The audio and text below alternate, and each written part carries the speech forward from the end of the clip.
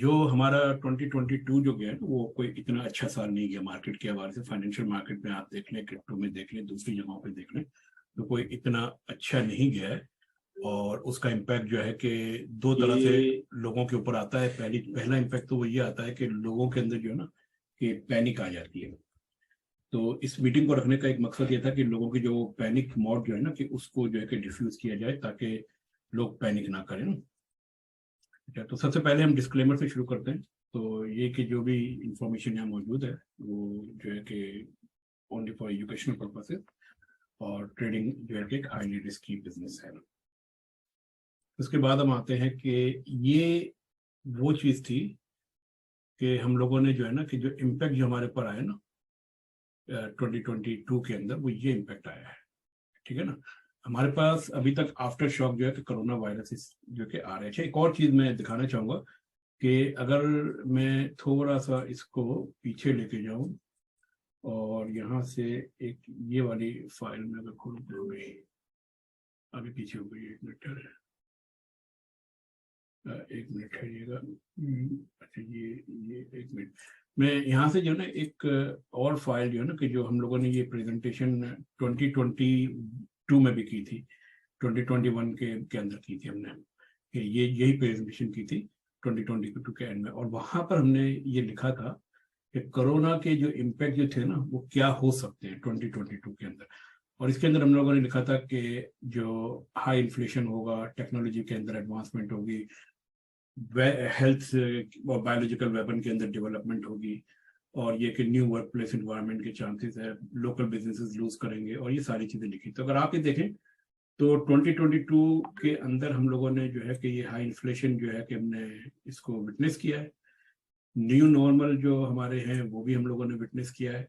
Technological advancement बहुत हुई है इस दौरान, पेंडेमिक के दौरान। अगर आप चाहें तो बायोकेमिकल्स के ऊपर लेने, या बायोटेक्नोलॉजी में लेने, या ह्यूमन टेक्नोलॉजी कह लें, या आर्टिफिशियल टेक्नोलॉजी कह लें, तो वहां पर जो है ना कि काफी एडवांसमेंट हुई है। आपकी जो है कि वर्क प्लेस इन्वायरमेंट जो है कि वो भी काफी चेंज हुई है, लोकल बिजनेसेस इंपैक्ट हुए। सारी चीजें जो हम लोगों ने 2021 में प्रिडिक्ट की थी कि पेंडेमिक के ये इम्पैक्ट आएंगे और ये नताइज आएंगे, वो हुए हैं। ठीक है ना। और हमारा जो उस वक्त जो पर्पस था वो यही था कि जब हमारा लाइफ स्टाइल अगर चेंज हो रहा है तो क्या हम उस न्यू लाइफ स्टाइल को सपोर्ट करने के लिए तैयार है कि नहीं है। तो ये एक जो है ना कि हम लोगों ने उस वक्त एक बात यहाँ पे कही थी। अच्छा, अब उसके बाद हम इसको तो बंद कर देते हैं, हम आ जाते हैं दोबारा इसी की जो हमारी जो प्रेजेंटेशन इसके ऊपर, कि अब 2022 के अंदर एक्चुअली हुआ क्या है। कोरोना वायरस के जो आफ्टर शॉक थे वो तो हमारे सामने मौजूद है। सबसे ज्यादा जो इम्पैक्ट हमारे ऊपर आया है वो यूक्रेन वॉर से आया है। यूक्रेन वॉर से क्या है, क्यों आया? यूक्रेन वॉर की वजह से हायर ऑयल प्राइसेस आई है आपकी। यूएस डॉलर आपका बहुत ज्यादा स्ट्रांग हुआ है। ठीक है ना, क्योंकि वो एक सेफ करेंसी, सेफ हेवन के तौर पे मानी जाती है। तो जब भी इन्फ्लेशन आता है या दुनिया भर में कहीं अनसर्टेनिटी आती है तो यूएस डॉलर स्ट्रांग जाता है। यूएस डॉलर जब आपका स्ट्रांग जाता है तो इससे रैली जो कॉम्पीटिंग जो दूसरी मार्केट है वो ऑटोमेटिकली नीचे आती है। एक और चीज ये है कि यूएस डॉलर जब स्ट्रांग जाता है तो इसका इम्पैक्ट आपकी जो है कि फाइनेंशियल मार्केट के ऊपर भी आता है। आपकी बॉन्ड्स की प्राइसेस जो है कि वो ओवर वैल्यू होती है। जब बॉन्ड ओवर वैल्यू होते हैं तो आपकी स्टॉक मार्केट नीचे आती है। ये क्योंकि जो इन्वेस्टर्स या जो ट्रेडर्स हैं वो अपना पैसा जो है कि रोटेट करते रहते हैं मुख्तलिफ मार्केट के अंदर। तो ये इस यूएस डॉलर की जो है ना कि हाई कॉस्ट की जो है कि एक उसकी अपनी कॉस्ट है सोशल और ट्रेडिंग के ऊपर। इसके अलावा डिमिनिशिंग लो वैल्यू क्रिप्टोज जो है कि जितनी भी जो थी, जिनकी लो वैल्यू क्रिप्टोज थी, वो सारी की सारी 2022 में बहुत सारी मार्केट से आउट हो गई। एफटीएक्स इनमें से एक है, हालांकि वो एक अच्छी वो थी लेकिन वो आउट हो गई। लूना आपके सामने, लूना आपके मार्केट के अंदर आउट हो गई है। इसी तरह जो है कि पिछले चंद सालों के दौरान, मेरे ख्याल में तकरीबन 30 सालों के दौरान जो हमारा इन्फ्लेशन जो है ये हाईएस्ट है। ठीक है ना। स्टॉक मार्केट के अंदर जो है कि बिलियंस ऑफ डॉलर जो है कि लूज किया, ट्रिलियंस ऑफ डॉलर बल्कि लूज हुए स्टॉक मार्केट में वर्ल्ड वाइड। ठीक है ना। क्रिप्टो के अंदर जो है तकरीबन अच्छे खासे ट्रिलियन डॉलर लूज किए। सारी वो चीजें हैं कि जो हमने 2022 के अंदर लूज किए। अच्छा, अब इसका जो सबसे बड़ा जो इम्पैक्ट जो आया है वो ये आया है कि आपकी जो मार्केट के अंदर जो है ना ये पेंडेमिक का जो हमने जो बताया था ये वो वाला, कि ये फॉल ऑफ द क्रिप्टोस से अगर हम इसको शुरू करें कि क्या इम्पैक्ट आया, तो आप ये देखें कि ये आपका जो है कि जनवरी 2022 का स्टार्ट है। ठीक है, ये आपका जो है कि नवंबर 2020 का जो है कि ये पीक है आपका, ठीक है। और ये आपका 7 दिसंबर 20 का स्टार्ट, यानी कि ऑलमोस्ट जो है कि आपका जो जनवरी यहाँ से शुरू हुआ है ना, इस जगह से अगर आप ये देखें तो एक साल के दौरान मार्केट ऊपर गई है और दूसरे साल में मार्केट उसी लेवल के ऊपर आ गई है जहां पे ये 2022 के अंदर मौजूद थी। यानी कि 17,000 से ये 64,000 तक ये गई थी मार्केट। उसके बाद अब दोबारा इसी एरिया के अंदर जो है कि ये आपकी मार्केट रिट्रेस कर रही है। इस पूरे साल के दौरान सिर्फ 2022 के अंदर इसने 63 से 64% अपनी वैल्यू जो है बिटकॉइन ने लूज की है।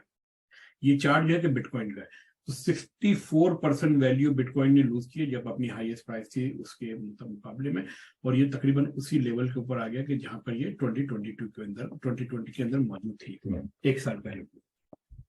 तो ये एक सिग्निफिकेंट इवेंट है। और यहाँ पर फिर इसका रिजल्ट क्या निकलता है कि वॉल्यूम एक्टिविटीज लो हो जाती है और पैनिक सेलिंग तो खैर मेरे ख्याल में इतनी नहीं हो रही क्रिप्टो में इस वक्त, लेकिन इसके अंदर जो सबसे इंपॉर्टेंट चीज है कि लोगों की पार्टिसिपेशन, जो आम पब्लिक की पार्टिसिपेशन जो है कि ये कम हो रही है। और जब भी मार्केट आम पब्लिक की पार्टिसिपेशन कम हो तो वहां पे एक चीज लाजमन होती है कि कम पार्टिसिपेशन के ऊपर हमेशा जो इंस्टीट्यूट्स होते हैं वो एक्टिवली मार्केट के अंदर आपके वो एक्टिव होते हैं ये, और उनकी एक्टिवनेस जो होती है वो बहुत ही जो है कि बैक एंड के ऊपर होती है, वो इतनी ज्यादा विजिबल अपने आप को नहीं करते।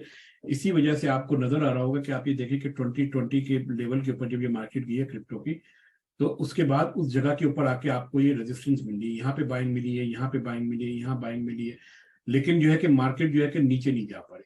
तो ये वो एरियाज है कि जहां पर आपने नजर रखनी है आने वाले दिनों में। 2023 के अंदर मैं ये देख रहा हूँ कि ये मार्केट और नीचे आएगी, और मेरा जो टारगेट है क्रिप्टो के हवाले से कि अराउंड ये 12,000 के आसपास आनी चाहिए, ठीक है ना। 12,000 के बाद फिर जो इस मार्केट के अंदर एक और छोटा सा जो है कि आपका बाउंस बैक आएगा। वो बाउंस बैक आपको फिर अगर तो मार्केट ने ये प्रीवियस हाई वगैरह को ब्रेक कर दिया तो फिर ये 100,000 तक ये चला जाएगा, लेकिन अगर उसने प्रीवियस हाईज एंड लोस को ब्रेक नहीं किया तो फिर ये 12,000 से लेकर फिर मेरा जो टारगेट होगा एग्जिट का वो 20,000 होगा, 24,000, इस तरीके से आहिस्ता आहिस्ता मार्केट में से निकलने की पोजीशन यानी कि मैं लूंगा इसके अंदर। लेकिन मेरे हिसाब से इस मार्केट ने अभी मजीद थोड़ा सा नीचे आना है, ये 12,000 के आसपास और आनी है मार्केट को, ठीक है। ये तो मेरे ये 2023 में होगी, यानी कि क्रिप्टो के लिए 2023 का जो फर्स्ट क्वार्टर या सेकंड क्वार्टर है उसके अंदर कोई अच्छी न्यूज नहीं है। ये आपका ऑस्ट्रेलियन डॉलर है। ऑस्ट्रेलियन डॉलर ने तकरीबन कोई 15% के आसपास जो कि अपनी वैल्यू लूज की है। अब ये और थोड़ा सा ये ऊपर गया, लेकिन अभी भी मैं इस मार्केट को, ये मेरा लेवल है यहाँ पे 57 के आसपास, 58 के आसपास में इस डॉलर को आता हुआ देख रहा हूँ। तो जो पहला क्वार्टर होगा 2023 का उसके अंदर ऑस्ट्रेलियन डॉलर की वैल्यू जो है कि मजीद जो है कि वो डिटेरिएट होगी, और ये 59 के आसपास, 58 के आसपास हम देख रहे हैं यहाँ तक ये डॉलर आएगा ये फर्स्ट क्वार्टर के अंदर, ठीक है। और उसकी एक रीजन एरिया आपको यहाँ पे नजर आ रहा है, इस जगह पे आपको ये जो एरिया नजर आ रहा है ये एरिया जो है कि बहुत ही सिग्निफिकेंट एरिया है और मार्केट ने इससे नीचे आना है, इस लेवल तक आना है, यहाँ पर इसने अपना एक लो बनाना है और फिर इसके बाद ये ऊपर जाएगी। और अभी भी अगर आप ये देखें तो 2022 के स्टार्ट से मार्केट ने जो है कि कोई भी हाई नहीं बनाया, ये वाहिद हाई बनाया था, उसके बाद से ये मुसलसल लोअर लोज बना रही है। तो अभी भी ये जो इसने ये हाई बनाया, इसने जो आपके प्रीवियस हाई को ब्रेक नहीं किया, इसका मतलब है कि मार्केट अभी भी आपकी बेयरिश है। ये जो छोटा सा मूव जो आपका जो पिछले 1-2 महीने में ऊपर की तरफ का आया, ये एक जो है कि स्मॉल मूव डाउन था। अब इसने दोबारा जो है कि आके 59 को टच करना है। ये आपका ऑस्ट्रेलियन डॉलर है। अब हम आ जाते हैं स्टॉक्स के अंदर। देखिए ये स्टॉक्स जो है मैं, और ये स्टॉक्स जो है कि ये S&P 500 है, अमेरिकन मार्केट है। 2022 के अंदर इस मार्केट ने 26% अपनी वैल्यू लूज की है, ठीक है ना। और इस मार्केट के अंदर अभी रिकवरी के कोई चांस नहीं है। मेरा जो लेवल है वो 3000 का लेवल है, इसके अंदर यहां तक मैं एक्सपेक्ट कर रहा हूँ मार्केट के नीचे आने का। ये मैंने यहाँ पर डिब्बा ये बॉक्स भी बनाया हुआ है, इस लेवल तक मैं आने का वेट कर रहा हूँ। ये मेरे हिसाब से ये लो है। इसका मतलब ये हुआ कि 2023 का जो पहला क्वार्टर और सेकंड क्वार्टर है उसके अंदर आपकी यूएस मार्केट मजीद डिटेरिएट होगी, वो नीचे की तरफ आएगी। इसके अंदर कोई ऐसी खास इंप्रूवमेंट जो है कि मुझे नजर नहीं आ रही। ठीक है, तो ये हमने 3 मेजर मार्केट्स हमने देखी थी। अब हम आते हैं ऑस्ट्रेलियन सुपर फंड्स जितने भी हैं, ये उनकी परफॉर्मेंस मैं आपको दिखा रहा हूं यहाँ पे कि पिछले फाइनेंशियल ईयर के अंदर इन लोगों की परफॉर्मेंस क्या रही है। -14%, -14% ऑस्ट्रेलिया के जो सुपर फंड्स हैं उनकी परफॉर्मेंस ऑन एवरेज रही है 2022 के अंदर। ठीक है, यानी कि 15% के आसपास समझ लो कि मार्केट नीचे आई है। और ये नीचे जो आई है, ये इतनी नीचे मार्केट जो आई है, ये आपकी हाई ग्रोथ एरिया की मार्केट है, यानी कि ये काफी रिस्की हाई रिस्क मार्केट होती है। इंटरनेशनल मार्केट के अंदर इनकी ट्रेडिंग ज्यादा होती है, जिसकी वजह से ये वॉल्यूम जो है ना कि लेवल आपको यहाँ पे बनता हुआ नजर आ रहा है। ठीक है, अच्छा, अब एक और जो चीज जो मैं इसी हवाले से मैं बताना चाह रहा हूँ कि ये आप ये देखें कि ये क्रूड ऑयल को अगर आपको यहाँ पे आप देखें तो ये क्रूड ऑयल है, ये आपका 2022 के अंदर जो है कि 1 जनवरी कब की प्राइसेस आपकी $77 थी। इसके बाद ये जो एरिया जो है 15 वीक का एरिया जो है तकरीबन ये आपका वो एरिया था जब यूक्रेन वॉर आपके उरूस के ऊपर थी मई के अंदर। और यहाँ पर और ये वो एरिया है कि जिसने दुनिया का इस वक्त हाईएस्ट इन्फ्लेशन जो है ना कि जनरेट किया। कोरोना से शायद इतना इम्पैक्ट नहीं है जितना इस ऑयल प्राइसिंग से आया। बहुत सारे कंट्रीज को जो है कि ऑयल प्राइसिंग की वजह से काफी प्रॉब्लम हो गई है। इंटरनेशनली पॉलिटिकली भी जो है ना कि कंट्रीज जैसे इवन ये कि अमेरिका को ले लें या फिर आप जो दूसरे यूरोपियन कंट्रीज को ले लें, तो उनकी जो चीप सप्लाई लाइन थी अपना रशिया से, वो सप्लाई लाइन इस दौरान बंद हो गई थी। ठीक है, उसके बाद फिर ऑयल यकीनन मुसलसल नीचे आया, 124 तक ये गया है और अभी ये तकरीबन $80 के आसपास जो है कि ट्रेड कर रहा है। 70 को भी इसने टच किया, लेकिन मेरे हिसाब से आने वाले दिनों के अंदर यानी कि 2023 में के फर्स्ट क्वार्टर में या सेकंड क्वार्टर के अंदर हम ऑयल की प्राइसेस बिलो $50 देख रहे हैं। बिलो $50 ऑयल की प्राइसेस होने का कि जो है ना कि मतलब ये है कि जो आपकी जो इन्फ्लेशन है वो थोड़ा सा कर्टेल हो। अच्छा, एक और चीज आप ये देखें कि न्यूज से हमें ये लग रहा है कि सऊदी अरेबिया या ओपेक कंट्रीज जो है वो ऑयल की प्रोडक्शन बढ़ाने पे तैयार नहीं है। अगर वो ऑयल की प्रोडक्शन बढ़ाने पे तैयार नहीं है तो फिर ये प्राइसेस नीचे क्यों आ रही है? प्राइसेस के नीचे आने की एक वजह ये भी है कि कंजम्पशन ओवरऑल जो है ना कि ऑयल की दुनिया भर के अंदर आहिस्ता आहिस्ता कम हो रही है। और वो क्यों कम हो रही है कि इलेक्ट्रिक गाड़ियां आ रही है बहुत ज्यादा। ठीक है, जिसकी वजह से जो है कि ऑयल की जो है कि कमर्शियल कंजम्पशन जो है कि आपकी कम हो रही है। इसके अलावा एक और जो चीज यहाँ पर हुई है वो ये हुई है कि रशिया की जो है ना कि जो ऑयल सप्लाई जो है वो मार्केट से आउट हो गई है, जिसकी वजह से यूरोपियन कंट्रीज वगैरह ने जो है ना कि अपने ऑल्टरनेट वगैरह जो है ना कि तलाश करने की कोशिश की। ऑयल का ऑल्टरनेट तो अभी तक गाड़ियों के वजह से नहीं निकला, लेकिन क्या हुआ कि बहुत सारी फैक्ट्रीज जो है ना कि उसकी वजह से बंद हुई है, जिसकी वजह से ऑयल की कंजम्पशन कम हुई है। चाइना के अंदर जो है कि जो कोरोना का जो इम्पैक्ट है उसने ऑयल की कंजम्पशन चाइना के अंदर कम की है, जिसकी वजह से ऑयल की जो है कि सप्लाई जो है कि बढ़ी हुई है और यानी कि डिमांड जो है कि वो इतनी इजाफा नहीं हुआ, जिसकी वजह से ऑयल की प्राइसेस नीचे आई है। एक और जो चीज ये हुई है कि जब ऑयल की प्राइसेस हाई होती है 120 या 80 90 100 के ऊपर आसपास होती है, तो अमेरिका के अंदर जो ऑयल की प्रोडक्शन जो होती है वो बढ़ जाती है। वो लोकल जो है ना फिर उनकी इंपोर्ट्स उनकी कम हो जाती है, जिसकी वजह से ऑयल की प्राइसेस के ऊपर भी असर पड़ता है। तो ये एक ऑयल की प्राइसेस मुसलसल नीचे आ रही है, उसने अपना पीक बना लिया है, लेकिन पीक बनाने का मतलब ये नहीं है कि अब मार्केट दोबारा उस लेवल पे नहीं आएगी। मार्केट यकीनन उस लेवल के ऊपर दोबारा भी आएगा। और अगर मैं इसको थोड़ा सा चार्ट को वो करूं, जूम इन करूं, तो आप लोग एक बड़ी इंपॉर्टेंट चीज यहाँ पे देखेंगे, और वो ये है कि ये जो एरिया जो है ना आपका, ये गल्फ वॉर का एरिया था, ये आपका जुलाई 2008 के अंदर ये एरिया, ठीक है ना। अभी इस एरिया को मार्केट ने कैच नहीं किया है, ठीक है ना। ये एक हाई जोन एरिया बना है जहां पे मार्केट ने अभी इस एरिया को कैच नहीं किया है, सही है। तो मेरे हिसाब से अभी इस ऑयल की प्राइसेस ये इस सप्लाई जोन में तो आएगी, लेकिन इसके बाद ये ऑयल की प्राइसेस एक बार फिर ऊपर जाएगी और ये प्रीवियस जो आपका ये जो हाई बनाया ना इसने रिसेंट हाई 128 का, इसको ब्रेक करेगी। ये कब होगा? ये बहुत इमीडिएट फ्यूचर में तो नहीं होगा, 2023 में तो नहीं होगा, लेकिन इस बात के चांसेस है कि 2025 के अंदर हमें ऑयल की प्राइसेस दोबारा 130 से ऊपर नजर आए। अगर उस दौरान इंटरनेशनल लेवल के ऊपर और मुख्तलिफ गवर्नमेंट्स ने ऑयल की कंजम्पशन की जो है कि रिडक्शन की जो पॉलिसीज है उसको अगर कंटिन्यू रखा तो हो सकता है कि टाइम थोड़ा और ले ले, ठीक है। क्योंकि एक बात कंफर्म है कि जैसे जैसे ऑयल की प्राइसेस नीचे आएंगी, जो ओपेक कंट्रीज जो है वो अपनी प्रोडक्शन कट कर देंगे जी, क्योंकि वो बिल्कुल भी जो है कि उनको वारा नहीं खाएगा कि $50 के आसपास जो है ना कि ये ऑयल को जो है कि ज्यादा देर तक सस्टेन कर सके। पहली चीज ये। दूसरी चीज ये कि ऑयल की प्राइसेस जब $50, $70, $60 के आसपास आती है तो अमेरिका में प्रोडक्शन बंद हो जाती है ऑयल की, क्योंकि उनको जो है ना कि उनकी कॉस्ट जो है कि वो बहुत हाई होती है इसकी। तो ये सारे इम्पैक्ट होते हैं जिसकी वजह से ऑयल को जो है कि मुख्तलिफ कंट्रीज जो है कि आगे पुश करना चाहते हैं, लेकिन मार्केट फैक्टर्स जो है कि वो बाद औक़ात प्रॉब्लम क्रिएट करते हैं। लेकिन आने वाले दिनों में ये मुमकिन है कि हम जो है कि दोबारा 130 के ऊपर का एरिया टच करें। मैं इसी को चार्ट को थोड़ा सा मंथली में ले जाऊं तो आपको नजर आ जाएगा कितना क्लियर कट ये एरिया बनता हुआ नजर आ रहा है आपको ना। ये आपके क्लियर कट सप्लाई जोन बनता हुआ नजर आ रहा है। और अगर आप चाहें तो इस सप्लाई जोन को अगर थोड़ा सा वाइड करना चाहें तो देखिए आपकी जो है कि प्राइसेस उसके अंदर टच हुई है, फिर नीचे आई है। अब ये एक बार जो इसने यहाँ पे टच किया है इस जोन के अंदर, तो इसका मतलब ये है कि वो दोबारा भी इस जोन के अंदर आएगा जरूर, ठीक है, और फिर उसके बाद वो ब्रेक करके नीचे आएगा। तो एनीवे ये ऑयल की सिचुएशन थी और इन्फ्लेशन के हवाले से जो है कि ये मेरा एक पॉइंट ऑफ व्यू था। अब मैं यहाँ पर जो है कि हम निफ्टी को देखते हैं कि निफ्टी ने जो है मार्केट को किस तरीके से लिया है पिछले साल में।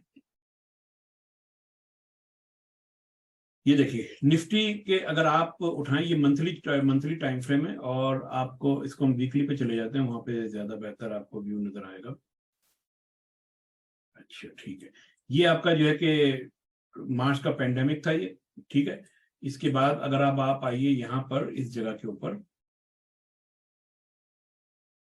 तो ये आपका जनवरी जो है ना कि यहाँ पे था, ठीक है ना, इस जगह के ऊपर ये आपका जनवरी था। और आप ये देखें कि निफ्टी ने रिलेटिवली यूएस स्टॉक के मुकाबले में ज्यादा बेहतर परफॉर्म किया है अगर आप इसको देखें ना ओवरऑल। और आपके सामने वो चार्ट मौजूद है, अभी हम दोबारा इसको खोलेंगे। ये आपका जो है कि इस जगह के ऊपर कहीं जनवरी का बनता है मेरा ख्याल में, कहाँ गया ये वाला, ठीक है। ये समझ ले, ये एरिया है हमारा, ठीक है, ये एरिया है। और आप ये देखें कि मार्केट जो है कि इसने आपका जुलाई की जून के अंदर जो है कि लोएस्ट पॉइंट बना है, उसके बाद से मार्केट मुसलसल आपके ऊपर जा रही है। अच्छा, इसके अंदर जो अभी जो मेरी एक्सपेक्टेशन है निफ्टी के अंदर वो कुछ इस तरीके से बन रही है कि मार्केट दोबारा शायद जो है ना कि इस एरिया के अंदर आके अपने आप को रिटेस्ट जरूर करेगा। एक एरिया ये बन रहा है, एक इसका एरिया ये बन रहा है, ठीक है। हायर हाइज बनाती हुई जा रही है मार्केट, लेकिन साथ में अगर आप देखें तो आपका शॉर्टनिंग ऑफ थ्रस्ट भी यहाँ पे हो रहा है कि इस हाइक में और इस हाई में इतना ज्यादा फर्क नहीं है।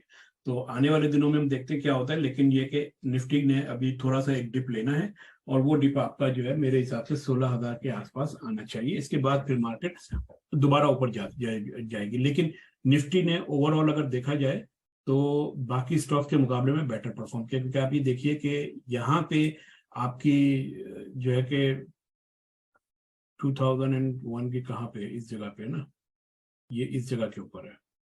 यहाँ से अगर आप उठाएं और इधर लेके जाएं, ये आपका जो है कि आज की प्राइस है। तो ओवरऑल निफ्टी जो है कि 23% अप रही है पूरे साल के दौरान। इसके मुकाबले में अगर आप आ जाइए यहाँ पर, क्या नाम है इसका, यूएस स्टॉक के ऊपर, तो यूएस स्टॉक के अंदर अगर आप देखें S&P 500 में, और इसको आप लेकर आइए वीकली के ऊपर, तो आप ये देखें कि वीक आपका जो है कि 20 इस जगह से शुरू हो रही है, ठीक है ना, यहाँ पे कहीं शुरू हो रहा है इधर से, और इसको आप यहाँ से मार्क कर लीजिए।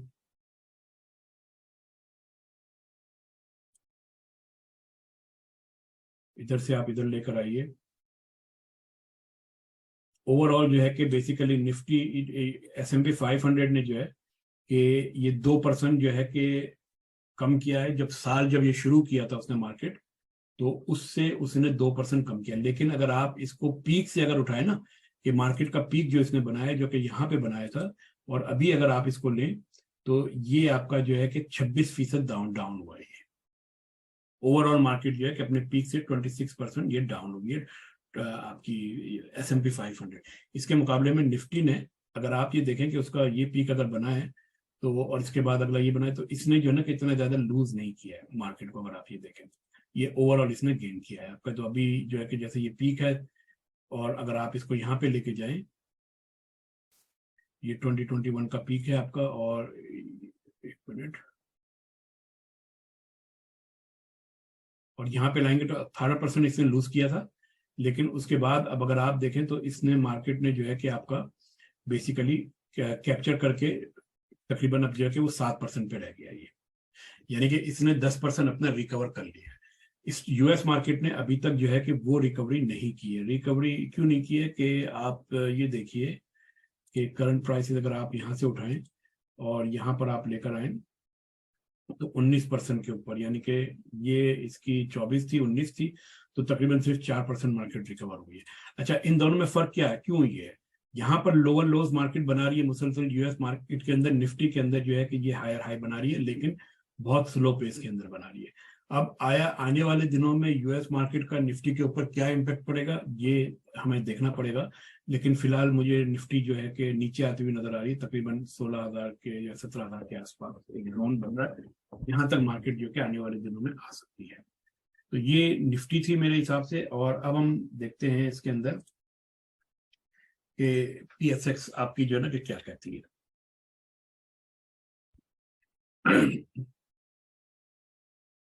अच्छा, अगर आप पाकिस्तान स्टॉक एक्सचेंज को अगर आप देखना चाहें तो आप ये देखिए कि कोरोना तो शायद इतना ज्यादा यहाँ पे इम्पैक्ट नहीं किया जितनी पॉलिटिकल अनसर्टेनिटी ने इम्पैक्ट किया है, लेकिन ये आपका मार्केट जो है ना कि ये जनवरी यहाँ से आपका शुरू हुआ इस जगह से, ठीक है।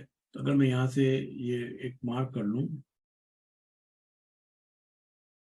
इस जगह पे आपकी जो है कि मार्केट जो है कि पीक थी, और जो जनवरी के अंदर जो आपकी पिछले साल जो आपकी मार्केट ने जो पीक किया है वो उसने तकरीबन 48,000 या 49 के आसपास इसने जो कि 48 पे टच किया था।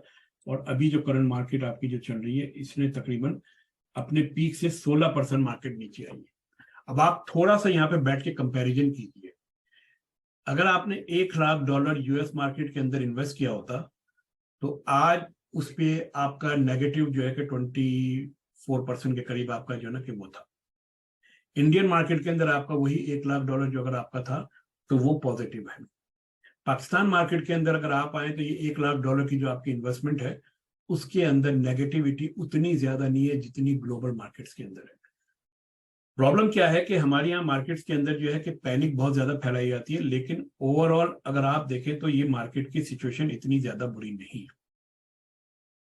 और मार्केट यकीनन अपना पीक अपना उठाएगी, दोबारा ऊपर जाएगी आज नहीं तो कल, लेकिन ये कि 2023 के अंदर मैं एटलीस्ट पहले जो 2 क्वार्टर है, क्वार्टर नंबर 1 और क्वार्टर 2, वो पीएसएक्स के हवाले से कोई इतने ज्यादा जो है कि हौसला अफजा नहीं देख रहा हूँ। मार्केट के अंदर अभी वहां पे मजीद जो है कि ये नीचे आएगी, ठीक है ना। और एक और कंपैरिजन अगर आप ये देखें तो पीएसएक्स के अंदर भी मार्केट लोअर लोज बना रही है, जबकि आपकी यूएस मार्केट के अंदर भी लोअर लोज है, लेकिन निफ्टी के अंदर आपका लोअर लोज नहीं है मार्केट, ठीक है। वहां पे एक तरह की साइड में मार्केट चल रही है। ये हमारा जो है कि एक छोटा सा मैंने मार्केट का ओवरव्यू रखा था।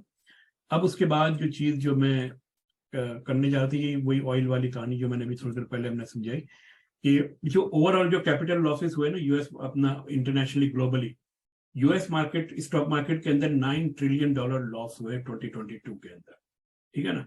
और अभी हम ये एक्सपेक्ट कर रहे हैं कि हाई इन्फ्लेशन की वजह से आने वाले साल में 54 बिलियन की स्पेंडिंग जो है कि वो कम होगी, यूएस की बात कर रहा हूं मैं। इसी तरह क्रिप्टो जो है कि वो $2 ट्रिलियन से ज्यादा जो उसने लॉस कर दिया है। टेरा 100% लॉस हो गई है आपकी, सोलाना एएमपी 93%, कार्डेनो 80%, इथेरियम 67% और बिटकॉइन आपका 63% की वैल्यू जो कि उनकी लूज हुए 2021 के अंदर, ठीक है ना। हाई की 2021 का जो हाई है उससे कंपेयर कर रहे। रियल एस्टेट मार्केट की मैं ऑस्ट्रेलिया की बात कर रहा हूँ कि सॉरी यूएस की बात कर रहा हूँ कि $9.6 ट्रिलियन से $9.4 ट्रिलियन तक आ चुकी है। यूएस के अंदर रियल एस्टेट की मार्केट के अंदर जो डिक्लाइनिंग आई है सेल्स के अंदर वो 13.3% आई है। ये सारी जो चीजें जो है इन सब का ताल्लुक जो है कि इन्फ्लेशन से है। हमें ये बात मालूम है कि यूएस मार्केट के अंदर सॉरी यूएस के अंदर इन्फ्लेशन हाई है, पूरी दुनिया में इन्फ्लेशन वैसे तो हाई है। जो एक और जो चीज जो अभी मुमकिन हो सकती है जो कि नजर आ रही है आने वाले दिनों में कि, और मैं ऑस्ट्रेलिया के हवाले से बात कर रहा हूँ कि 2023 और 24 के अंदर ऑस्ट्रेलिया के अंदर इंटरेस्ट रेट कम से कम जो है कि 6 से 7% तक जाएगा, ऑफिशियल रेट, कैश रेट, अगर ऑफिशियल कैश रेट 6 से 7% तक जाने के चांसेस है, इसका मतलब ये हुआ कि जो मॉर्गेज रेट जो है, यानी कि बैंकों के जो रेट होंगे, कमर्शियल रेट, वो डबल डिजिट के अंदर चले जाएंगे।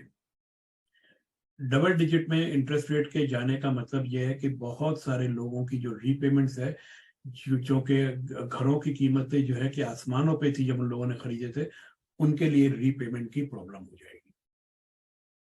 और वो जो प्रॉब्लम्स होगी उसका जो इम्पैक्ट ओवरऑल जो पूरी सोसाइटी के ऊपर आएगा, वो सोशली भी बहुत खराब होता है, और घर टूट जाते हैं, जो है कि फैमिली स्प्लिट हो जाती है, और बहुत सारी चीजें होती है। लेकिन जो हाउसिंग मार्केट जो है वो एक तरह से जो है कि वो आपकी बड़ी हद तक मुतासिर होती है इन चीजों से। तो ये आने वालों की जो है, आने वाली जो पिक्चर जो है 2023 की, कोई इतनी जो है ना कि अच्छी नहीं है। लेकिन इसका ये मतलब नहीं है कि हम बिल्कुल अपना होप जो है ना कि वो लूज कर दें। आप देखिए, जब भी ये चीजें, अगर आपको आने वाले दिनों में पता हो कि ये चीजें होनी जा रही, तो आपको अपने आप को तैयार करना पड़ता है। और वो तैयारी जो होती है वो मुख्तलिफ हवाले से होती है, कि उसके अंदर आपने जो है कि ये जो है ना कि सेकंड इनकम की आप लोगों को जरूरत पड़ती है। ठीक है, आपको ये सोचना पड़ेगा कि आपने अपने बच्चे जो है कि हाई इन्फ्लेशन का जो एरिया आएगा उसमें कैसे आपने जो रेस करनी है, आपने रेंटिंग, बाइंग और अपने घरों की मेंटेनेंस कैसे करनी है, सारी चीजें आपको रीइवेल्युएट करनी पड़ेगी। आपको जो है कि बहुत सीरियसली इन चीजों के ऊपर गौर करना पड़ेगा, अपनी रीबजटिंग करनी पड़ेगी। एजुकेशन जो है कि आने वाले दिनों में एक्सपेंसिव हो जाएगा बच्चों के लिए, ठीक है ना। लेकिन जो है कि एजुकेशन, हमें भी मालूम है सबको कि बेटर लाइफ स्टाइल के लिए जरूरी है ये, ठीक है। अच्छा, इसके अलावा ये है कि जो इन्होंने इतनी सारी जो पैसे जो बोरो किए हुए, उनको यकीनन तमाम नेशंस को पे ऑफ करने, लेकिन वो पे ऑफ इतना ज्यादा उसका इम्पैक्ट नहीं होता, क्योंकि वो तो लॉन्ग लास्टिंग जो है कि डेप्थ होता ही है। ऑस्ट्रेलिया के ऊपर पता नहीं कितने ट्रिलियन डॉलर का डेप्थ है, लेकिन उनको कोई जल्दी नहीं है पे ऑफ करने की। एक जमाने में जब ये ऑस्ट्रेलिया पे बहुत ज्यादा डेप्थ था, तो इन्होंने जो है कि अपने जो एसेट्स जो थे, गवर्नमेंट होल्ड एसेट, उनको बेच के उन्होंने अपनी डेप्थ जो है ना कि वो पे ऑफ किए थे। ऑस्ट्रेलिया के जितने भी एयरपोर्ट्स जो हैं वो पहले प्राइवेटाइज नहीं थे, ये गवर्नमेंट ओन थे।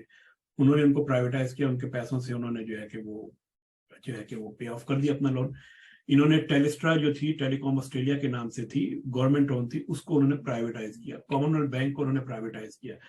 आप ये देखिए कि जो चीजें ऑस्ट्रेलिया ने प्राइवेटाइज की थी उसका इम्पैक्ट क्या आपकी सोसाइटी के ऊपर अच्छा है कि बुरा है। इसका इम्पैक्ट जो है कि सोशली सोसाइटी के ऊपर इस तरह अच्छा है कि मार्केट के अंदर, उन एरियाज के अंदर कंपटीशन बढ़ा है। कंपटीशन बढ़ने से जो है कि उन इदारों के अंदर एफिशिएंसी आई है। एफिशिएंसी आने से जो है कि उन इदारों की जो है कि प्रोडक्टिविटी बढ़ी है। पब्लिक को इसके मुकाबले में जो है कि सस्ती चीजें मिली है। ये चीजें जब गवर्नमेंट के अंडर में होती है तो वहां पे फिर इनोवेशन रुक जाती है। इसीलिए प्राइवेटाइजेशन इज अ मस्ट, क्योंकि गवर्नमेंट का काम जो है कि गवर्नेंस होता है, इदारे चलाना नहीं होता। पूरी दुनिया में कहीं पे भी ये रूल नहीं है। हमारे यहाँ बदकिस्मती से इंडिया पाकिस्तान में चीजें होती है, और उसके जो है कि जो साम्राज्य के हम भुगतते भी हैं, लेकिन ये कि आपकी जो है ना कि ये चीजें प्राइवेटाइज अल्टीमेटली इन लोगों को करनी पड़ेगी। अच्छा, अब एक और जो चीज ये है कि नई इकोनॉमी के अंदर जो है कि ये जो न्यू नॉर्मल जो आपके हमारे यहाँ आ गया है, 2022 से बेसिकली आया है, तो उसके अंदर ये होगा कि आपकी जो है ना कि दो चीजें होंगी। एक तो ये कि आपका वर्किंग लाइफ स्टाइल जो है कि मुकम्मल चेंज हो जाएगा। पहली एक और अगली जो है कि हाई इन्फ्लेशन की वजह से आपकी पेंशन जो है कि वैसे ही रिड्यूस हो जाएगी, लेकिन जो पेंशन की जो वैल्यू जो है कि इन्फ्लेशन की वजह से वो मजीद रिड्यूस होगी, ठीक है। आहिस्ता आहिस्ता रिटायरमेंट की एज जो है कि ये आपकी बढ़ा देंगे। ऑस्ट्रेलिया की बात कर रहा हूँ, ये मेरे ख्याल में 70-75 तक चली जाएगी है। अच्छा, अब ये सेफ गार्ड किस तरह करना है हमने, कि हमने अपने हाउस होल्ड इनकम बढ़ानी है, अपना डेप्ट लेवल जो है कि वो रिड्यूस करना है। इन्वेस्टमेंट जो हमने करनी है किसी के कहने के ऊपर या किसी की टिप्स के ऊपर, पैनी स्टॉक के अंदर, कचरा स्टॉक के अंदर बिल्कुल इन्वेस्ट नहीं करना है। अगर आपने इन्वेस्ट करना है, जो ब्लू चिप कंपनीज है उनके अंदर इन्वेस्ट कीजिए। उनके अंदर टेम्पररी कोई प्रॉब्लम अगर आती भी है तो आने वाले दिनों में फिर वो प्रॉब्लम जो है कि रिजॉल्व हो जाती है। नई स्किल आपने लर्न करनी है, अपनी कॉस्ट ऑफ लिविंग को आपने रिड्यूस करना है। ये वो चीजें जिससे आप 2023 में जो मुश्किलात जो आ रही है उससे आप फाइट कर सकते हैं। अगर आप इनमें से एक चीज को भी जो है कि अडॉप्ट करने के लिए तैयार नहीं है, तो फिर 2023 आपके लिए बहुत ही सख्त साल होगा। लेकिन अगर आप इन चीजों को अभी से अडॉप्ट करना शुरू करते हैं, इनको समझना शुरू करते हैं, तो उम्मीद है कि 2023 के अंदर जो बहुत सारी जहाँ पे मुश्किलात आने वाली है, वहां पे किसी ना किसी हद तक आपको जो है कि उस तरह की जो है ना कि ना टेंशन होगी, ना आपके ऊपर जो है ना कि उस तरह के जो है ना कि वो सख्त डिसीजन आपको लेने पड़ेंगे। लेकिन आपको लाजमन कुछ चीजें ऐसी है जो आप फौरी तौर पे कर सकते हैं। आप यकीनन हाउस होल्ड इनकम आप अपनी इंक्रीज नहीं कर सकते। बहुत सारे लोगों ने सजेस्ट किया था कि जनाब हम सेकंड जॉब कर लें, उबर चला लें, डिलीवरी कर लें, ये कर लें, वो कर लें। आपको फिर देखना होगा कि आप जो एफर्ट लगा रहे हैं उसके मुकाबले में जो इनकम जो आपके पास एडिशनल आ रही है उससे आपके लाइफ स्टाइल के ऊपर क्या इम्पैक्ट पड़ रहा है, ठीक है ना। जो इमीडिएट जो चीज जो की जा सकती है, reduce your depth level. Credit card से शॉपिंग बंद कर दें। 19.9% इंटरेस्ट रेट चल रहा है ऑस्ट्रेलिया में क्रेडिट कार्ड से। क्या जरूरत है क्रेडिट कार्ड से शॉपिंग करने की? आपके पास क्रेडिट लिमिट होगी तो वो खर्च होगी, अगर वो नहीं होगी तो खर्च नहीं होगी। तो ये पहला स्टेप ये है कि क्रेडिट कार्ड का जो आपका जो डेप्थ है इसको आप रिड्यूस कीजिए। ये आप इमीडिएटली इंस्टेंटली आप कर सकते हैं। कॉस्ट ऑफ लिविंग आप अपनी जो है कि इसको मैनेज कीजिए, ठीक है ना। बहुत सारी चीजें आप देखिए, आप अपने घर के अंदर जो है कौन कौन सी चीजें आप कट ऑफ कर सकते हैं। ये सारी चीजें करेंगे तो आने वाले दिनों के अंदर आप सर्वाइव कर सकेंगे। न्यू स्किल लर्न कीजिए, ऐसी स्किल लर्न कीजिए कि जो लाइफ टाइम आपके साथ दे, आपके लिए जो है कि हेल्पफुल साबित हो। अच्छा, अब जो है कि एक और जो है कि ये सारी की सारी चीजें जो है ना कि 2023 यकीनन एक जो है कि बहुत ही मुश्किल और डिफिकल्ट साल होगा, लेकिन फ्यूचर जो है ना कि आने वाली नस्लों के लिए जो है कि एक अच्छा है। क्योंकि उसकी रीजन ये है कि जो इनोवेशन टेक्नोलॉजीज के अंदर आ रही है उसके नतीजे में क्लीन इन्वायरमेंट आपके यहाँ प्रोड्यूस हो रही है। मैं आपके सामने सिर्फ दो चीजें मैं मेंशन करूंगा कि मुख्तलिफ गवर्नमेंट्स जो है कि इस वक्त इनिशिएटिव ला रही है इलेक्ट्रिक कार गाड़ियों के हवाले से। इसका मतलब ये कि आपके फॉसिल फ्यूल्स के ऊपर आपकी जो है कि जो डिपेंडेंसी जो है वो कम हो जाएगी, ठीक है ना। आपकी इकोनॉमी मजीद एफिशिएंट हो रही है। क्यों एफिशिएंट हो रही है, कैसे एफिशिएंट हो रही है? ये बड़ा सिंपल है कि जैसे जैसे टेक्नोलॉजी के अंदर जो है कि इनोवेशन आएगी वैसे वैसे उसका इकोनॉमी के ऊपर असर पड़ता है। आज से 5 साल पहले किसी ने सोचा था कि ऑनलाइन जो है कि शॉपिंग जो है कि वो आपकी ग्लोबल इकोनॉमी का 60% के करीब हो जाएगा? किसी ने नहीं सोचा था। आज ऑनलाइन शॉपिंग जो है वो ग्लोबल इकोनॉमी, जिसके अंदर आपकी जो है कि मोहल्ले की शॉप से लेकर कि बड़े बड़े बैंक की सारी चीजें सब कुछ शामिल है, इसमें ऑनलाइन पोर्शन जो है बिजनेस का वो 60% से एबव है। तो आप सोचिए कि आने वाले दिनों में चीज क्या करने होने जा रही है। लोगों ने ग्रोसरी घरों से जो है ना कि ग्रोसरी शॉप के अंदर जाना बंद कर दिया है। ऑनलाइन ऑर्डर करते हैं, वही प्राइस मिलती है, वो आ जाता है घर पे बैठ के, क्या जरूरत है उनको जाने की। तो ये आपकी इकोनॉमी इंप्रूव हो रही है ना ये। तो इन चीजों को आपने देखना होगा। हेल्थ फैसिलिटीज हमारी इंप्रूव हो रही है, ठीक है ना। एजुकेशन के अंदर आपकी और डिलीवरी मेथड वगैरह जो एजुकेशन के उसके अंदर आपकी जो है कि इंप्रूवमेंट आ रही है।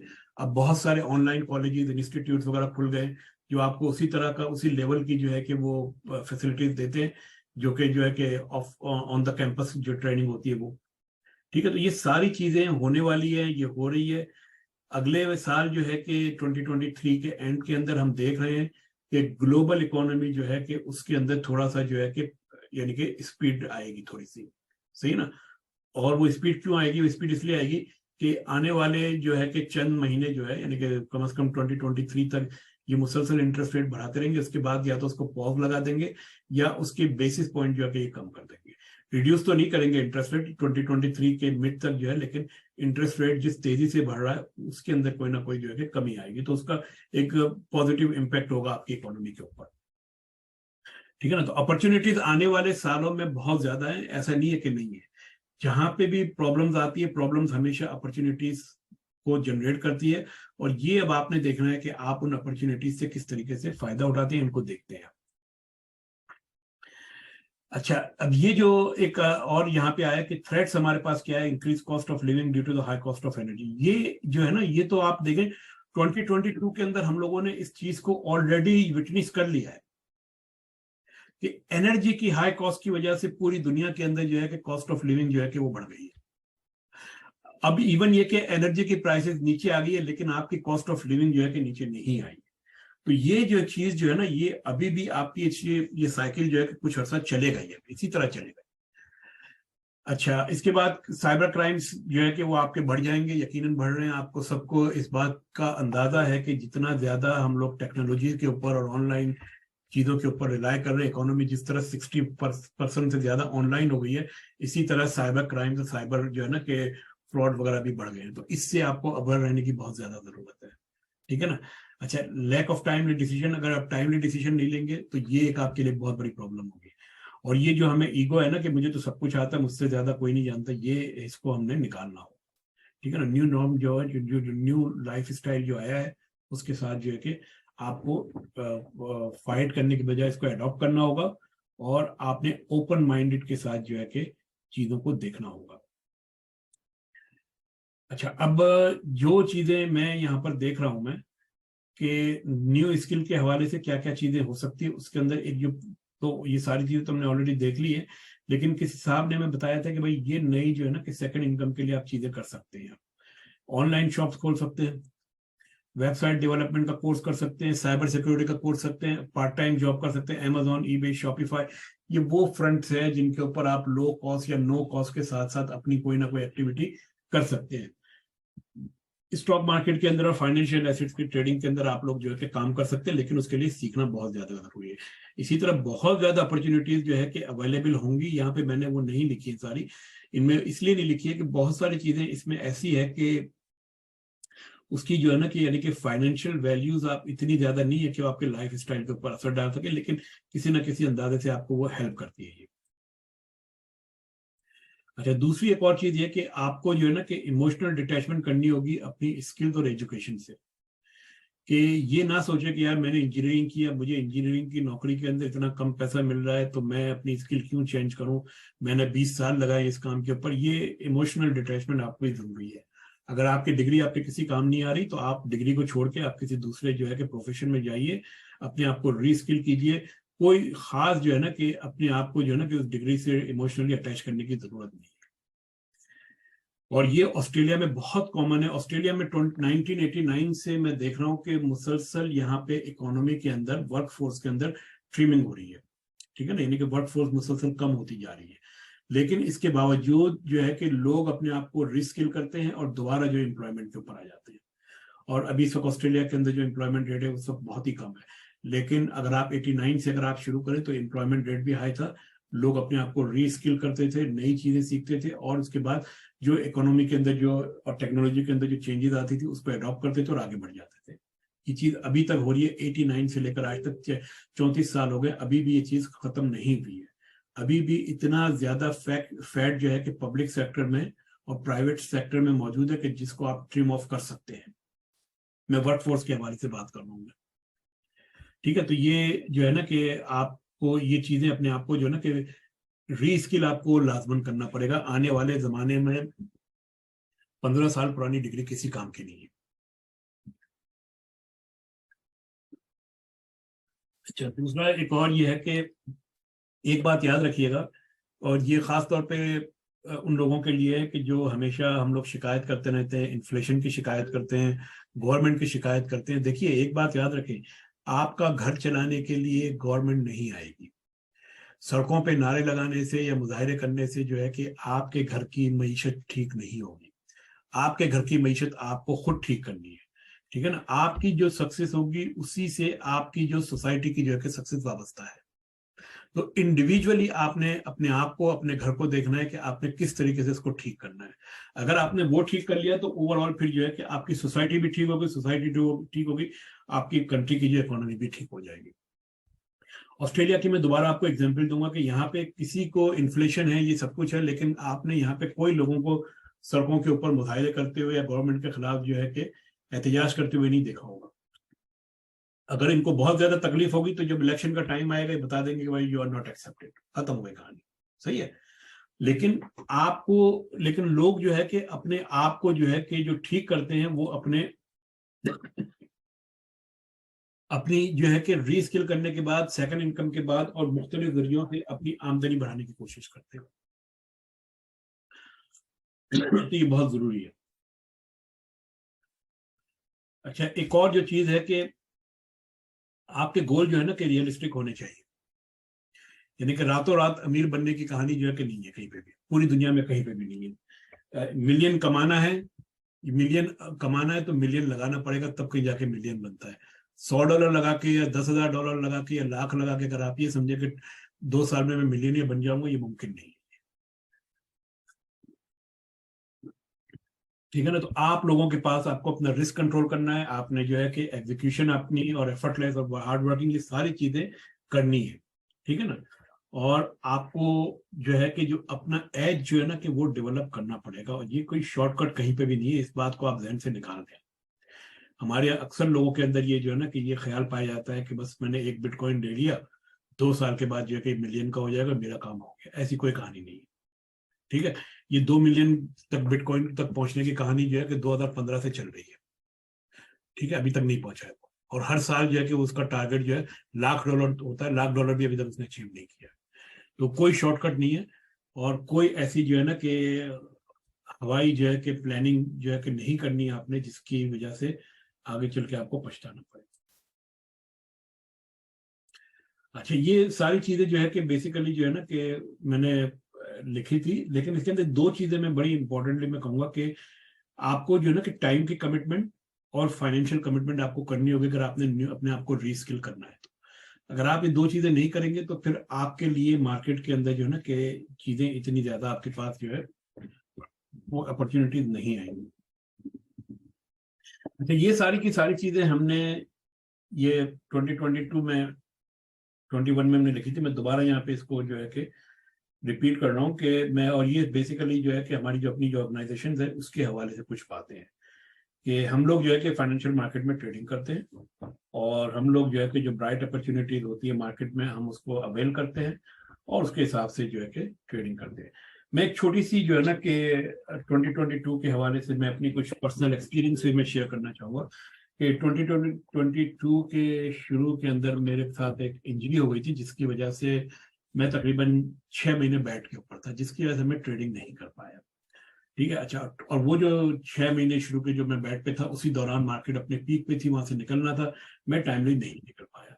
मैं ऑप्शंस की ट्रेडिंग नहीं कर पाया। पूरे साल मैंने जो है कि 2022 के अंदर मैं ट्रेडिंग नहीं कर पाया हूँ प्रॉपरली, और उसकी रीजन जो थी वो यही थी कि वो जो इंजरीज जो हुई थी, तो उसकी वजह से नहीं कर पाया। लेकिन एक चीज ये हुआ है कि हमारी जो फर्म जो ट्रेडिंग करती है, उसने तकरीबन 15 to 16 या 17% जो है कि इस साल लॉस बर्दाश्त किया। ठीक है। अच्छा, अब ये जो लॉस जो बर्दाश्त हुआ है, सारे का सारा अनरियलाइज लॉस है।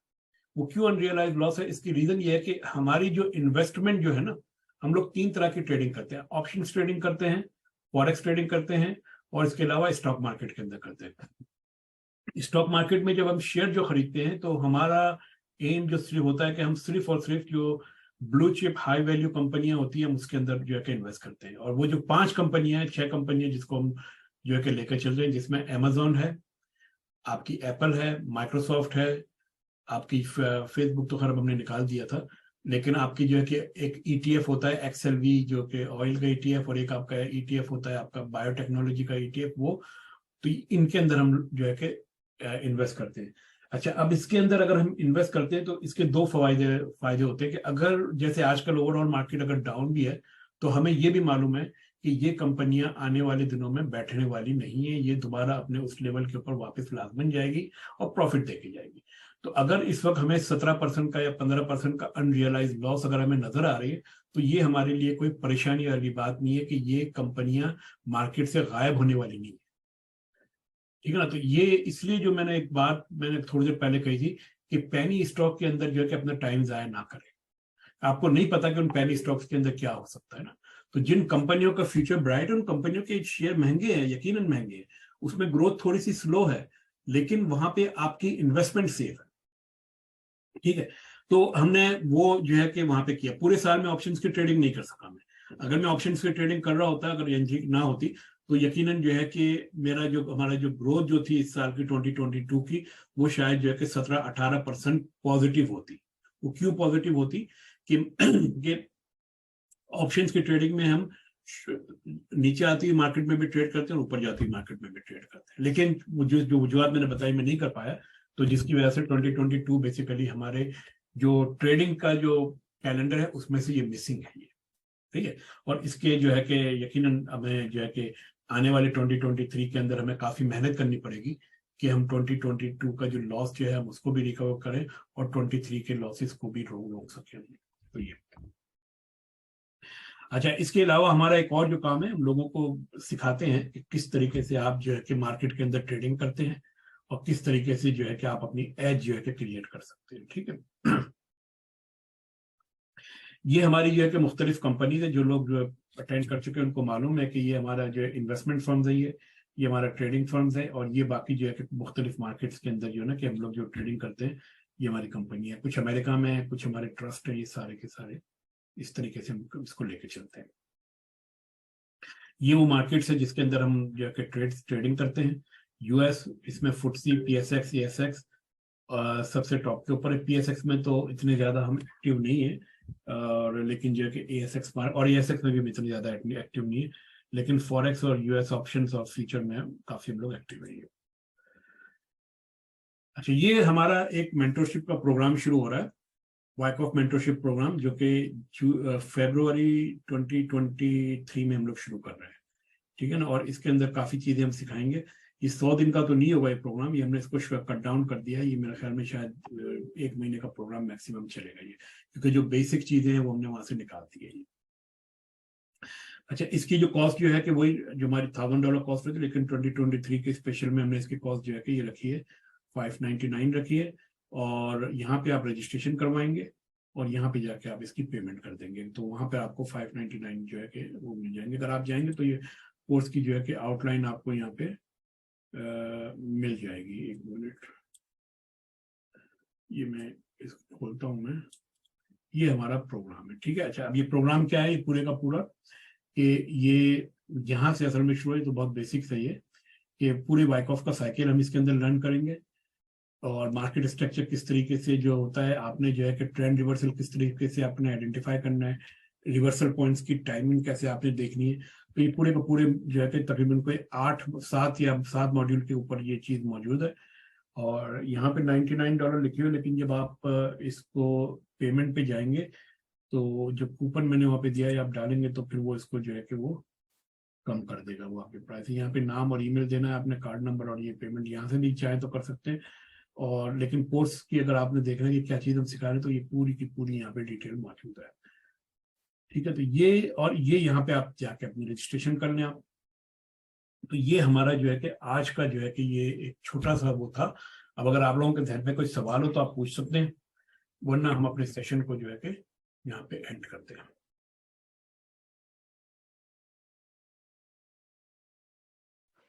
हाँ जी, अस्सलाम वालेकुम। सर, आपने ऑस्ट्रेलियन स्टॉक एक्सचेंज मार्केट को शायद बताया, और मैंने थोड़ा लेट ज्वाइन किया था, मैं मिस कर गया। अगर आप थोड़ा ब्रीफली उस बारे में बता दें कि उन्होंने इस मार्केट में 2022 में कैसा बिहेव किया और 23 में क्या एक्सपेक्ट किया, तो ठीक है, थैंक यू। एक मिनट ठहरा, ये यहाँ पर हम आए हैं सर। ये आप ये देखिए कि ये ऑस्ट्रेलियन डॉलर का हाई और लो हमने एक तो बताया था पूरे का पूरा, ठीक है ना। वो एज ए सच हमने ऑस्ट्रेलियन मार्केट का वैसे नहीं बताया था इसके अंदर हमारे इसमें, लेकिन अगर आप देखें ASX के अंदर, तो AUS 200 अगर आप जाएं यहाँ पर, तो ऑस्ट्रेलिया पीपल स्टॉक में चले जाते हैं। देखिए, ये ऑस्ट्रेलियन मार्केट अगर आप देखें ना, तो S&P 500 के मुकाबले में रिलेटिवली थोड़ी सी बेहतर रही है, ठीक है ना। और उसने उस तेजी से जो है कि वो नीचे नहीं आई जिस तेजी से जो है बाकी मार्केटें नीचे आई। लेकिन अगर आप इसको थोड़ा सा मैनेज करके चलें, तो ये यहाँ पर आपका जो है ना कि ये मेरे हिसाब से लो बन रहा है, तो अभी इस मार्केट ने नीचे आना है। और ये जो अभी आने वाले साल जो है ना कि चांसेस इस बात के बहुत ज्यादा है कि वो इस लेवल के ऊपर जो है कि शायद आपकी आएगी है। यहाँ पर जो है ना कि मैं इसको देख रहा हूँ आते हुए बिटवीन 6200 और 6000 के आसपास, अभी 7000 पे चल रही है ये मार्केट। तो ओवरऑल जो है कि ASX जो है कि वो नीचे आएगी। अच्छा, अब ये कि क्या इसके अंदर अभी हम इसके अंदर शॉर्टिंग कर सकते हैं, तो देखिए शॉर्टिंग का जो टाइम था वो तो आपका जो है ना कि वीकली टाइम फ्रेम के हवाले से चला गया, ये आपका शॉर्टिंग का टाइम था। सही है, ये क्योंकि ये लेवल हमने बनाया था, यहाँ पे शॉर्टिंग होनी थी, मैंने की थी इसके अंदर शॉर्टिंग, लेकिन जो है कि बहुत जल्दी में निकल आया था ना फिर इसके अंदर। अभी जो है कि आपका जो है कि मुसलसल ये मार्केट जो है कि आपके नीचे जा रही है। तो अभी तो इसके अंदर जो है कि ये पूरा जो जोन जो है ना कि मेरे हिसाब से साइडवे है ये, तो मैंने तो यहाँ पे नहीं करना, बल्कि मेरे हिसाब से तो ये एरिया भी जो है ना कि शायद इतना अफेक्टिव ना हो कि शायद ये मजीद नीचे आए, लेकिन ये वही वाली बात है कि 2023 के अंदर जो है ना कि मैं फर्स्ट क्वार्टर के अंदर इससे 6000 के आसपास टच करना है।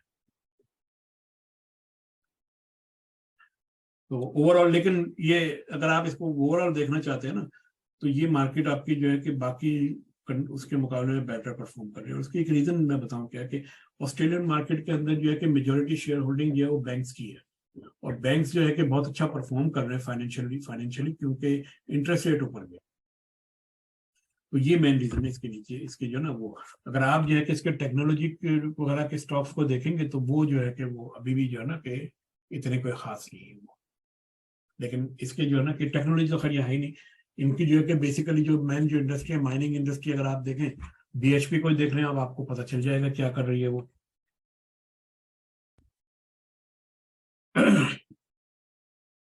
ठीक है, ये देखिए BHP आपका चल रही है बिल्कुल टॉप टू टॉप चल रही है, टॉप एंड टॉप, ठीक है ना ये। तो और ये क्यों चल रही है, ये ऐसे इसलिए चल रही है अभी जो है कि इतनी क्यों ऊपर गई है कि ऑस्ट्रेलियन डॉलर जो है आपका वीक हुआ है। ये पूरा एरिया जो था ऑस्ट्रेलियन डॉलर आपका हाई था, ये जैसे ही वीक होता है इनकी जो है कि माइनिंग ऊपर चली जाती है। तो ये एक रीजन है इसके। और अगर आप इसको कॉमनवेल्थ बैंक को देखें ना, CBA, तो ये एक मेजर बैंक है, आप देखिए किस तरह जो है कि बिल्कुल ऊपर जा रही है मार्केट ना आपकी, क्योंकि डॉलर इनका जो है कि इंटरेस्ट रेट की वजह से। तो ओवरऑल ऑस्ट्रेलियन मार्केट इतनी डाइवर्स मार्केट नहीं है, तो इस वजह से मेरे हिसाब से जो है कि अगर आप ASX में अगर आप करते हैं ट्रेड, तो फिर आपने देखना पड़ेगा इंडिविजुअल स्टॉक्स के ऊपर।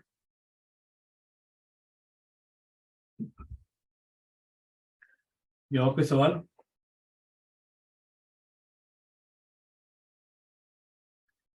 अगर कोई और सवाल नहीं तो फिर हम अपनी मीटिंग को यहाँ पे ख़त्म करते हैं, और उसके बाद फिर जो है कि हम इसको अगर आपने किसी ने साइन अप करना हो तो आप लोग जो है कि उसको, वो लिंक वहाँ पे मौजूद है, आप चले जाइएगा, वहाँ पर पता चल जाएगा ये आपका। और wyckoffhub.com वेबसाइट है, वहाँ पे भी आपको चीज़ मिल जाएगी।